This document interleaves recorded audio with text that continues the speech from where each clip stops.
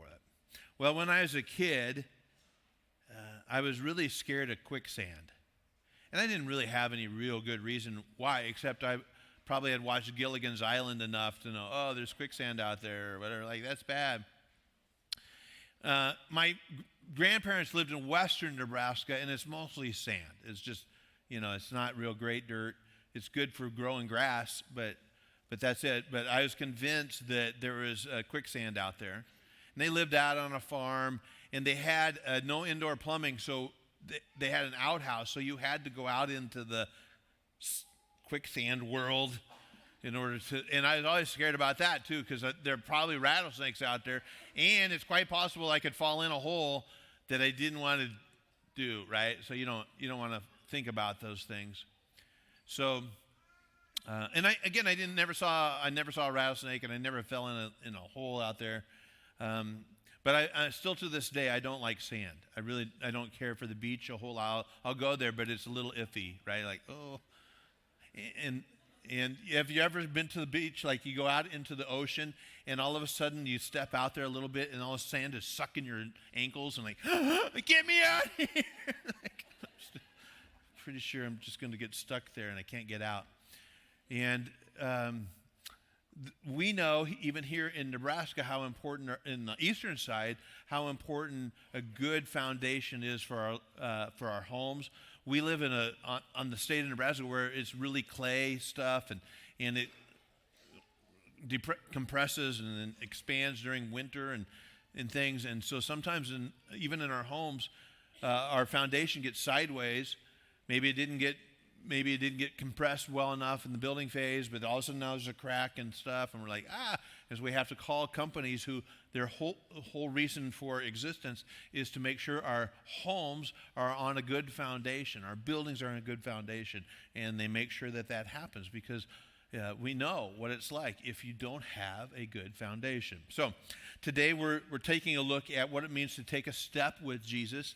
Once again, in our message series, I'm going to pause for a second because I just thought this is for Omaha. So those of you who are attending this service right now, you need to begin to consider attending a different service.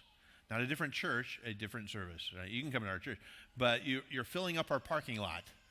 And coming Easter, and this is one of our biggest growth things. So if you like, hey, we could start coming to the 11:30, whatever it is, 11:30. I don't know. I just hear. Like, they just prop me up every so often. So it's like 11:30, and if you go to that, I promise you, I preach shorter there. I'm tired. Like, I'm done. Like, get out. And so if you would consider that, really help us out. We do know that this service is our fastest growing service, and more people who are checking things out at Stonebridge come at this service than any other service. So if you could be willing to make some space, that would be great. But our parking lot's kind of getting a little iffy, and some of you have not been nice out there. So it's like, do not, yeah. Okay. So we're taking steps with Jesus, and this is the message we're dealing with, one step at a time. We're walking with him, right? Colossians 2, therefore, as you receive Jesus, the Lord, so walk in him. So this is what we're supposed to be doing. Rooted and built up in him and established in our faith, just as you were taught, abounding in thanksgiving. See to it that no one takes you captive by philosophy or empty deceit. By the way, that's happening all the time. Our culture is filled with this stuff. Philosophy and empty deceit. According to human tradition, it's just like this is the way we do life stuff. According to the elemental spirits of the world, and not according to Christ. Not according to him. For in him, the whole fullness of deity dwells bodily, and you have been filled in him, who is the head of all rule and authority. So he paints the picture here that Jesus is God, full deity stuff. We need to pay attention to what he says, and we need to walk with him. So Jesus says this, Matthew 7, therefore, everyone who hears these words of mine and puts them into practice is like a wise man who built his house on a rock. Rain came down, streams rose, the winds blew against the house, yet it did not fall because it had a foundation on the rock.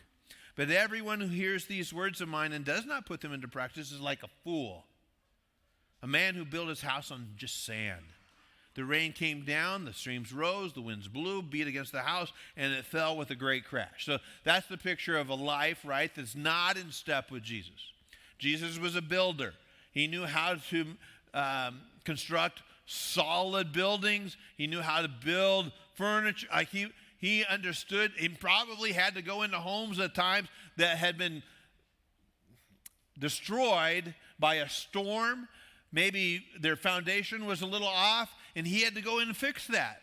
So when he says this, he kind of knows what he's talking about physically and spiritually. He says, if you don't do what I say, right, you can come and hear my words, but if you don't do that, you're just a fool. Now, I didn't say that, right? He said that. You can be mad at Jesus if you want for calling you that, but he is saying it's pretty easy to come and hear some stuff. Hey, we like this is great, whatever. We don't like this, whatever. But if we ignore his words to the point where we don't do what he says, we are living a foolish life. It's built on nothing. That's pretty scary. So he gives us a simple formula. Listen and do. Listen and do. If we don't follow that, we're going to be in a mess. Some of you might be like, well, what does Jesus know anyway? I mean, he probably knows spiritual stuff, but really practical things today. Like, what does he know about marriage? He wasn't even married. Like, how did he know how to deal with, right? He didn't know. He didn't know how to deal with that. What does he know about money? That guy's poor. He doesn't know anything about money. He was dirt poor. How does he know anything about sex and sex outside of marriage? He was never married. Like he didn't even have that. He didn't even do that. Like why would he be an authority on that subject? And we can go down the list of things that kind of for us dismiss Jesus as somebody we should even listen to. There's some things, right? But there's also some things that he does nothing about. Why would I pay attention to what he says? And some of us, we might even dismiss him even farther. We would say this: why would I believe in somebody would send people to hell? Like, why would I even believe in a guy like that? Why would I listen to his words? Why would I believe in a guy that says sex outside of marriage is wrong? Like, what? Why would he even say that? That makes zero sense. So we dismiss Jesus all the time because some of the teachings really bother us. So we have to listen to his words and then do them. That's why today is an important day. We come and we listen. Right? And we're listening, and some of us are like, wow, I didn't know, or I'd never heard that before. And so we're picking up information. And we live in an age where information is king, right? We need information. And it's just running so fast now with information. But it's not just enough to sit in a room and listen to some things. Jesus said really what is important for us to do is not take it in, but then we have to start doing what he says, because Jesus is not our consultant. As important as consultants are, right? We can dismiss a consultant if we want to. He's not our coach. Again, coaches are important, but we could dismiss our coach, right? There's times when coach says to run this play, and we're like, I don't think so, and I'm going to do it. And it's like he says, don't shoot that three-pointer. Don't shoot the three-pointer. Like, what does he know? I'm good at three-pointers, And so there's that, right? Kelly, you ever have a person who says, I'm doing what I want to do. And then Kelly says, you can sit right there for a little while, right? And just sit right there. You watch and then you learn, right? So coach, like you can take stuff from a coach and you don't have to listen to them. It's a good idea. But Jesus is not a suggestion box kind of person either. The key to a relationship with Jesus and walking in step with Jesus. Here's the key to walking in step with Jesus. We obey him. That is it. That is as simple as I can make it. We obey him. Even when we don't like what he says, whatever, and we think he's crazy, but will we obey, right? And you parents, you know exactly. You know that is one of the most difficult things to teach a child, to obey, right? You're constantly doing that. You're constantly redirecting. You're constantly saying no. Because what's one of the first words a kid learns? No, right, yeah. You've heard that. And you tell them to do something like, no. And they look right at you. Like they don't even care. They're just like, no, I don't want to. I don't want to pick up my stuff. I don't want to. No. What? And then you have to help them understand that in order to live here, we're going to, like, this is what it's going to be like. My son and his wife have had several foster kids, and when they come into their home is built on some rules and obedience things and structure. And one of the rules is we all help. We all do stuff. So after dinner, everybody's picking up stuff and doing some things. And a new kid had come into their home, and this was a new concept for her. And Mitch said, hey, I need you to clear off the table. And she said no. And one of the foster kids said to her, that ain't going to fly here. So, right? Obedience is a real key thing. But obedience provides a firm foundation for life. It is when I am rooted and grounded in my faith with Jesus and I'm doing what he says, I find stability and I find peace. It doesn't mean that my life will always be a cakewalk. It doesn't mean that my life is always going to go to plan. It doesn't mean that I'm not going to face some stuff. In fact, very few of us get to walk through life without sadness, without pain, without illness, without struggle. And so just because you become a Christian doesn't mean, hey, from here on out, I got this protective bubble around me. Actually, the storms come and the storms go. In fact, the Bible says that he reigns on the righteous and on the unrighteous. So Jesus, we get this little interesting picture here in chapter 8 of Matthew. Jesus got into the boat and started across the lake with his disciples, and suddenly, and oftentimes that's how a storm of life even shows up, right? Suddenly, we weren't anticipating, we didn't see it coming. Suddenly, a fierce storm struck the lake with waves breaking into the boat, and Jesus was sleeping, which is, again, a little weird, right? A little confusing. Maybe I don't know. I don't know how he slept in a boat in a storm. Like I don't know how he did, but he is. And the disciples went and woke him up. Of course they did, right? Lord, save us! We're going to drown. And Jesus asked, I think, kind of a ridiculous question. Why are you afraid? Because we're going to die. It's not in the text, but I think it was probably there. Right? You have so little faith. So this was a faith thing for Jesus and for the disciples. He got up and he rebuked the wind and waves, and suddenly there was a great calm. Think of that. That's crazy. The disciples were amazed. Of course they were. It also could have said they were terrified. Who is this man? Even the wind and the waves, listen, obey. Even the winds of the wind, they obey, right? So they're in the middle of this mess. Some of these men have been professional fishermen. They know the lake. They know the storm. Like they survive all this stuff, but they are scared to death. And when really good people are scared to death, right? They're really good. They know what they're doing. There are some of them that didn't know what they're doing, but some of them, like they know what to do in a storm, and they couldn't figure it out. They couldn't figure out how to get safe. They wake up Jesus. Lord, save us, which is a wonderful prayer, by the way. That's a wonderful prayer. Lord, save us. Now, he might say this, why are you afraid? You have so little faith. Like he might say that, which is probably true. Usually when I'm afraid, it's because I have a shallow faith, a faith that doesn't have much to hold on to. But we do find here that Jesus calms things down. Jesus' presence brings great calm into our lives when storms happen.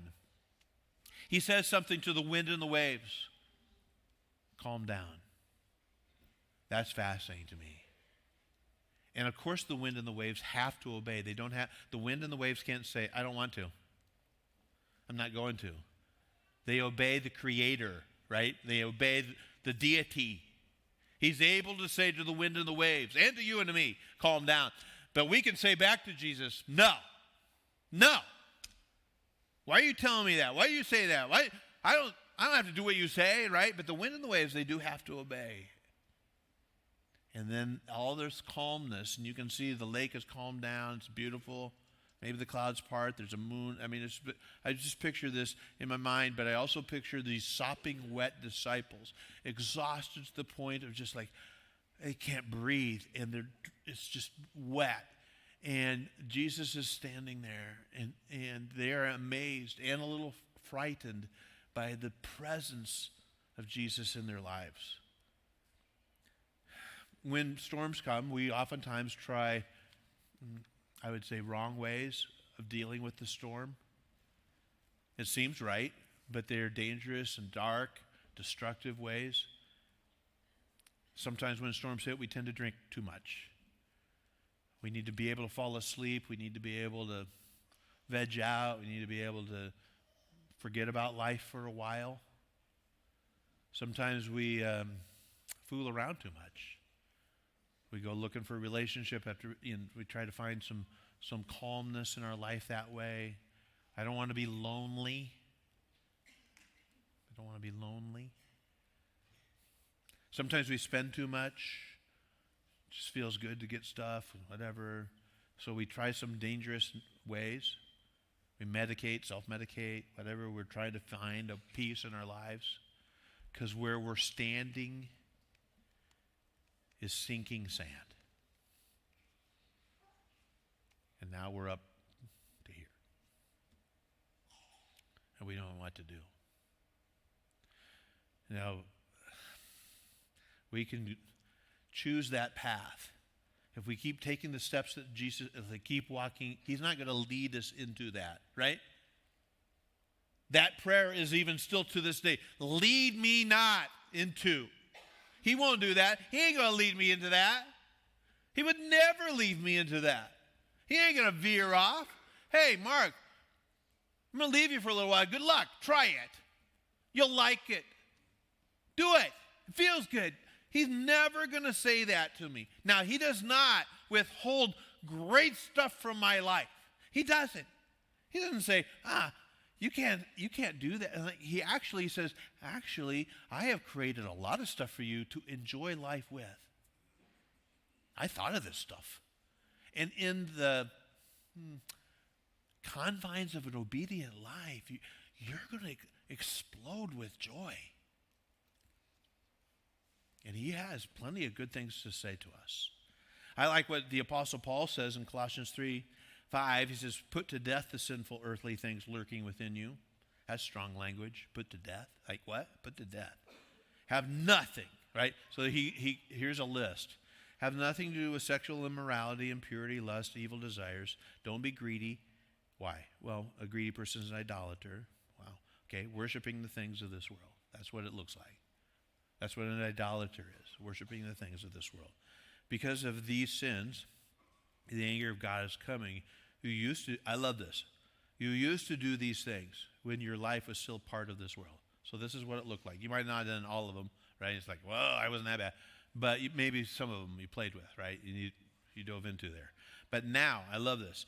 That's not it. But now is the time to get rid of anger and rage, malicious behavior, slander, and dirty language. So this is that last little verse, that little spot is, this is what it looks like to live in quicksand. This is what it looks like to live without taking the steps of Jesus. And you might say, golly, do we have an anger problem? Right? Of course we do. Our culture is angry all the time. You can't even, right, anymore. The fuse is so short. Perhaps it's because we've taken steps outside of the steps of Jesus. Malicious behavior and rage and slander, it just sounds like a Monday. Dirty language sounds like a 12-year-old soccer game. That's where it is. And we think nothing of it. But that's how we used to walk. It's how we used to walk. So we put to death. That's a pretty strong term. See, the natural way we used to walk, it was easy. We didn't even think about this stuff. We didn't think about it. We just did it. If it felt good, we did it. Right? That was natural. It was natural. Maybe we learned it from our mom and daddy.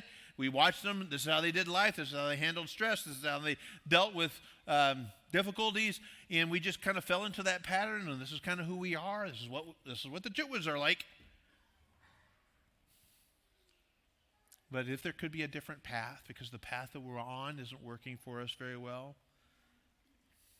So, once again, You are faced with a choice.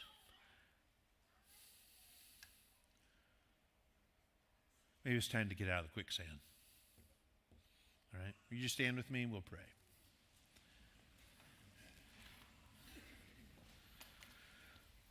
Lord, I'm reminded of a wonderful song we used to sing when I was a kid. On Christ the solid rock I stand. All other ground is sinking sand.